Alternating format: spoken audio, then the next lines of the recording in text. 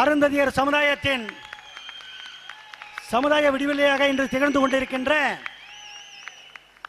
அண்ணன் மாண்புமிகு சட்டப்பேரவை துணைத் தலைவர் அருமையண்ணன் வி.பி. துரைசாமி அவர்களே, காலம் சென்ற முன்னாள் சட்டமன்ற உறுப்பினர் அருமையண்ணன் வீரமணியனுடைய புதல்வர் அருமை சகோதரர் இளஞ்செழியன் அவர்களே மற்றும் மாநில நிர்வாகிகள் அருமை தோழர் மாநில பொருளாளர் அருமை தோழர் ஏசி சோமு அவர்களே, எம் ஆனந்தன் அவர்களே, இளைஞரணி மாநில தலைவர் அருமை சகோதரர் தளபதி இ. லட்சும்பதி அவர்களே, திருவண்ணாமலை மாவட்டம் ஆரணி வட்டம் அரியப்பாடி கிராம அருந்ததி மக்கள் சார்பாக அருந்ததி மக்கள் கட்சி நிறுவன தலைவர் அண்ணன் வலசை ரவிச்சந்திரன் அவர்களுக்கு இந்த பொன்மாலையை மலர் மாலையை பொன்மாலையாக அளிக்கிறோம்.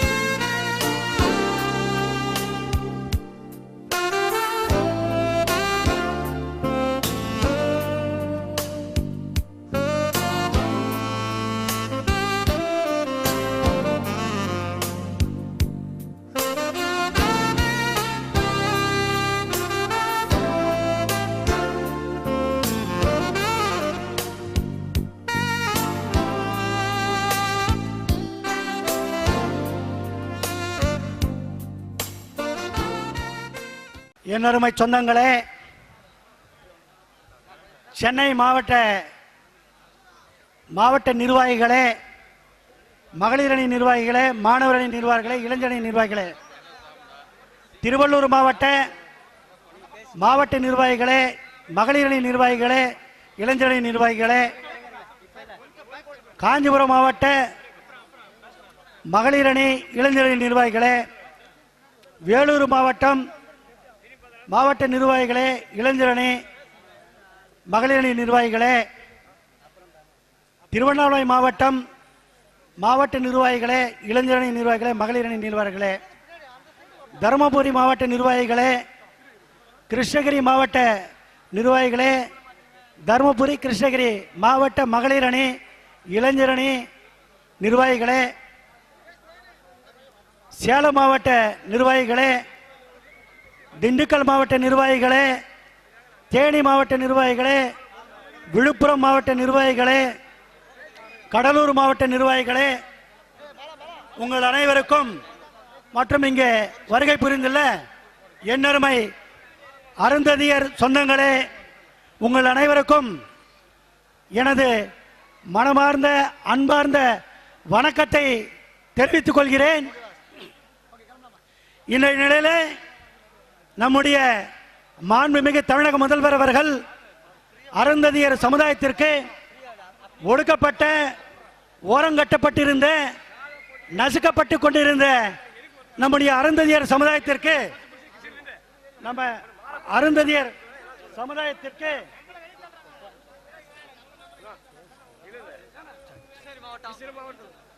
நம்முடைய மாண்புமிகு தமிழக முதல்வர் அவர்கள் அருந்ததியர் மக்களுக்கு 3% இடஒதுக்கீட்டினை வழங்கியுள்ளார்கள். இந்த 3% இடஒதுக்கீட்டில் நம்முடைய ஒடுக்கப்பட்ட சமுதாயம் கல்வி, வேலைவாய்ப்பு, பொருளாதார முன்னேற்றத்தில் மிகவும் முன்னேறுவதற்கு நிறைய வாய்ப்புகள் உண்டு. இந்த அருந்ததி மக்கள் கட்சி சார்பிலே தொடர்ந்து 10 ஆண்டு காலமாக அருந்ததியருக்கு தனி உள்இடஒதுக்கீடு வேண்டும் என்கின்ற ஒரு கோரிக்கையை வலியுறுத்தி நாம் அனைவரும் பல்வேறு காலகட்டங்களில் பல்வேறு விதமாக பல்வேறு போராட்டங்களை நடத்தி வந்துள்ளோம். இது அனைவருக்கும் தெரியும். ஆனால் சென்ற ஆட்சியிலே ஜெயலலிதா அம்மையார் அவர்கள் ஆட்சி செய்த பொழுது நம்முடைய மக்களின் கோரிக்கையை தொடர்ந்து நாம் வலியுறுத்தி வந்தோம். ஆனால் அம்மையார் அவர்கள் நம்முடைய கோரிக்கைகளுக்கு செவிசாய்க்கவில்லை. ஆனால் அருமை ஐயா டாக்டர் கலைஞர் அவர்கள் நம்முடைய கோரிக்கை ஏற்று இன்றைய நிலையில் ஒடுக்கப்பட்ட சமுதாயம் இந்த அருந்ததியர் சமுதாயம், நசுக்கப்பட்ட சமுதாயம் இந்த அருந்ததியர் சமுதாயம், ஓரங்கட்டப்பட்ட சமுதாயம் இந்த அருந்ததியர் சமுதாயம், செருப்பு தைக்கின்ற சமுதாயம் இந்த அருந்ததியர் சமுதாயம், குப்பை எடுக்கின்ற சமுதாயம் இந்த அருந்ததியர் சமுதாயம், மலத்தை வாருகின்ற சமுதாயம் இந்த அருந்ததியர் சமுதாயம், விவசாய கூலிகளாக இருக்கின்ற சமுதாயம் இந்த அருந்ததியர் சமுதாயம், கூலி வேலை செய்து பிழைத்துக் கொண்டிருக்கின்ற இந்த அருந்ததியர் சமுதாயத்திற்கு இன்று மாண்புமிகு தமிழக முதல்வர் அவர்கள் 3% தனி இடஒதுக்கீட்டினை வழங்கி நம்முடைய சமுதாயத்திற்கு பெருமை சேர்த்துள்ளார்கள். இது ஒரு வரலாற்று சிறப்புமிக்க ஒரு அறிவிப்பாகும், ஒரு செயல்பாடாகும். இது போன்ற ஒரு பெரிய அறிவிப்பு செய்வதற்கு மன தைரியம் வேண்டும். தமிழகத்திலே எத்தனையோ முதல்வர்கள் ஆண்டார்கள். ஆனால் அந்த முதல்வர்களுக்கெல்லாம் இல்லாத ஒரு மனதைரியம் இன்று நம்முடைய சாதனை பெரியார் அவர்களுக்கு இருக்கின்றது. அதனால்தான் நமக்கு அனைவருக்கும் அருந்ததியருக்கு 3% இடஒதுக்கீடு வழங்கப்பட்டுள்ளது. ஆக இந்த ஒடுக்கப்பட்ட சமுதாயத்திற்கு மாண்புமிகு தமிழக முதல்வர் அவர்கள் 3% தனி உள்ளிடத்தை வழங்கி இந்த சமுதாயம் ஓரங்கட்டப்பட்டிருந்த இந்த சமுதாயத்திற்கு ஒரு அந்தஸ்து வழங்கியுள்ளார், ஒரு மரியாதை வழங்கியுள்ளார், இந்த மக்களை ஒரு தெளிவு பிறக்க செய்துள்ளார். எனவே அந்த நிலையிலே இன்றைய நம்முடைய முதல்வருக்கு நம்முடைய இந்த மாநாட்டின் சார்பாக சாதனை பெரியார் அருந்ததியருக்கு 3% தனி உள்இடஒதுக்கீடு வழங்கிய சரித்திரம் படைத்த சாதனை பெரியார் என்கின்ற ஒரு பட்டத்தை இந்த மாநாட்டிலே வழங்கப்பட உள்ளது. எனவே இந்த பட்டத்தை இந்த நிகழ்ச்சிக்கு மாண்புமிகு தமிழக முதல்வர் தான் வருகை தருவதாக இருந்தது.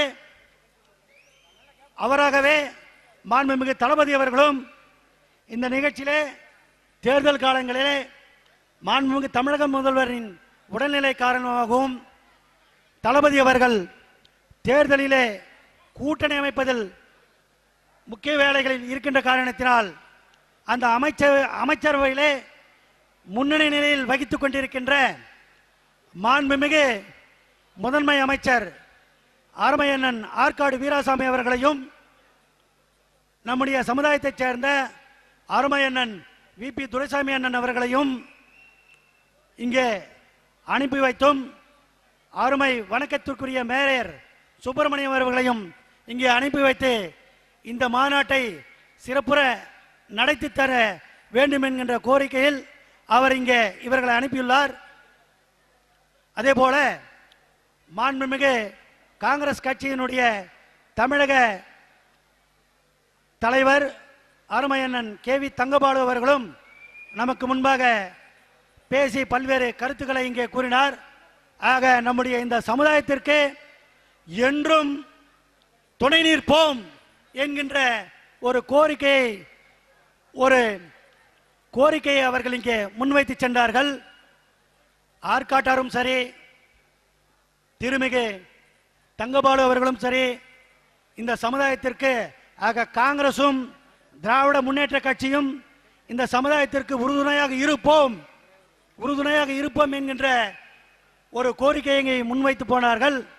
அதே வேளையில் நம்முடைய சமுதாயத்திற்கு வருகின்ற நாடாளுமன்ற தேர்தலிலே 2 நாடாளுமன்ற தொகுதிகளை தயவு செய்து இந்த இரு கட்சிகளும் ஒதுக்க வேண்டும், அருந்ததியர் சமுதாயத்திற்கு ஒதுக்க வேண்டும் என்கின்ற கோரிக்கையை இங்கே முன்வைக்கிறோம். அருந்ததியர் மக்கள் பெரும்பான்மையாக வசிக்கின்ற வட மாவட்டங்களில் திருவள்ளூர் மாவட்டம், மேற்கு மாவட்டங்களில் நீலகிரி தொகுதி, திருவள்ளூர் தொகுதி, நீலகிரி தொகுதியை அருந்ததியர் மக்களுக்கு ஒதுக்கப்பட வேண்டும் என்கின்ற கோரிக்கையும் இந்த மாநாட்டின் வாயிலாக இந்த கோரிக்கையை முன்வைக்க விரும்புகிறேன். அதே போல நம்முடைய போராட்டங்களுக்கு செவிசாய்த்து நம்முடைய இடஒதுக்கீட்டினை வழங்கியுள்ளார். கண்டிப்பாக நாம் நன்றிக்கடனாக இருப்போம். வருகின்ற நாடாளுமன்ற தேர்தலிலே நம்முடைய வாக்குகள் திராவிட முன்னேற்ற கழகத்தின் கூட்டணிக்காக செயல்படுவோம். திராவிட முன்னேற்ற கழகத்தின் காங்கிரஸ் பேரியக்கத்தின் கூட்டணிக்காக செயல்படுவோம் என்கின்ற ஒரு கோரிக்கையும் இந்த மாநாட்டின் வாயிலாக தெரிவிக்க விரும்புகிறேன். வருகின்ற நாடாளுமன்ற தேர்தலிலே நமக்காக குரல் கொடுத்தவர், நமக்காக இடஒதுக்கீடு கொடுத்தவர், நாம் காலங்காலமாக பல்வேறு கட்சிகளுக்கு ஓட்டுகள் போட்டு ஓட்டாண்டியாக தான் ஆயுள்ளோம். இதுதான் யதார்த்தமான உண்மை. ஆனால் உண்மையிலே நம்முடைய சமுதாயத்திற்கு இன்று இடஒதுக்கீடு வழங்கிய மாண்புமிகு தமிழக முதல்வருக்கு நாம் நன்றிக்கடன் பட்டுள்ளோம். அந்த வகையிலே வருகின்ற நாடாளுமன்ற தேர்தலிலே நம்முடைய ஒட்டுமொத்த சமுதாயத்துடைய வாக்குகள் திராவிட முன்னேற்ற கழகத்தின் கூட்டணிக்கு நாம் நம்முடைய வாக்குகளை போட வேண்டும். அப்பொழுதுதான் அனைத்து கட்சி தோழர்களுக்கும் ஒரு வெறுப்பாக இருக்கும், சிந்தித்து பார்ப்பார்கள். ஏன் இந்த அருந்ததியர் சமுதாயத்தை நாம் ஒதுக்கிவிட்டோம், அருந்ததியர் சமுதாயத்திற்கு நாம் ஏன் இடஒதுக்கீட்டை தர மறுத்து விட்டோம் என்கின்ற ஒரு நோக்கத்தை அனைவரும் சிந்திக்க வேண்டும். தயவு செய்து எதிர்கட்சிக்காரர்கள் சிந்திக்க வேண்டும். இந்த இடஒதுக்கீடு என்பது சாதாரண விஷயம் கிடையாது. நம்முடைய அண்ணன் அவர்கள் சட்டமன்றத்திலே ஒரு நபர் இருந்து எப்படியெல்லாம் கஷ்டப்பட்டு எப்படியெல்லாம் பாடுபட்டு, ஏன்னா இந்த அருந்ததியருடைய இடஒதுக்கீடுக்காக அவருடைய நிகழ்வுகள் நிறைய இருக்கு. நாங்கள்லாம் வெளியே தான் பேசிட்டு இருக்கிறோம். ஆனால் அவர் உள்ள இருந்த எவ்வளவு கஷ்டப்பட்டிருக்க எங்களை தான் தெரியும். நாமெல்லாம் மேடை போடுவோம், போராட்டம் நடத்துவோம், ஆர்ப்பாட்டம் பண்ணுவோம், பேரணி நடத்துவோம், ஜெயிலுக்கு போவோம், எல்லாம் பண்ணுவோம். ஆனால் அங்கே இருந்துட்டு அவர் கஷ்டப்படுறது நமக்கு தான் தெரியும். என்னை போன்ற நண்பர்களுக்கு நன்றாக தெரியும். மாண்புமிகு அண்ணன் விபி துரைசாமி அவர்கள் அந்த சட்டமன்ற துணைத் தலைவராக இருந்து கொண்டு நம்முடைய சமுதாயத்திற்கு என்னெல்லாம் செய்ய வேண்டும், இந்த சட்டத்தை எப்படி இயற்றப்பட வேண்டும், இதில் என்னென்ன நிகழ்வுகளை சேர்க்க வேண்டும் என்கின்ற ஒரு விழிப்புணர்வோடு அவரையும் என்ன சமுதாயத்துக்கு அங்கே செய்யறதுக்கு வேறு யாரும் கிடையாது. இதுதான் உண்மை. இன்னைக்கு சட்டமன்றத்தில் நம்முடைய விழுக்காடுபடி பார்த்தாக்கா 14 சட்டமன்ற உறுப்பினர்கள் ஆக வேண்டும், 2 நாடாளுமன்ற உறுப்பினர்கள் இருக்க வேண்டும். ஆனால் நம்முடைய துரதிருஷ்டம் சட்டமன்றத்திலே 3 நபர்கள் இருக்கிறார்கள், நாடாளுமன்றத்திலே 1 நபர் இருக்கிறார். ஆக நம்முடைய விகிதாச்சாரம் எங்கே போய் கொண்டிருக்கிறது பாருங்கள். ஆக நாம் மக்கள் தொகையில் 50 லட்சம் மக்கள் தொகை கண்டிப்பாக இருக்கிறோம். தமிழகத்தில் அருந்ததியர் மக்கள் தொகை 50 லட்சம் இருக்கிறோம். நம்முடைய முதல்வருக்கு நம்முடைய கோரிக்கையாக இந்த இடஒதுக்கீடு 3% இடஒதுக்கீடு மட்டும் எங்களுக்கு போதாது. தயவு செய்து மாண்புமிகு முதல்வர் அவர்களே, நீங்கள் இருக்கின்ற காலத்திலே தான் எங்கள் மக்கள் செழிப்பாக வேண்டும். நீங்கள் வாழுகின்ற காலத்திலே தான் எங்கள் மக்களுக்கு ஒரு விடிவு காலம் பிறக்க வேண்டும். நீங்கள் கண்ணசைத்தால்தான் எங்கள் மக்களுக்கு கண் தெரியும். இதுதான் யதார்த்தமான உண்மை. வேறு யாரும்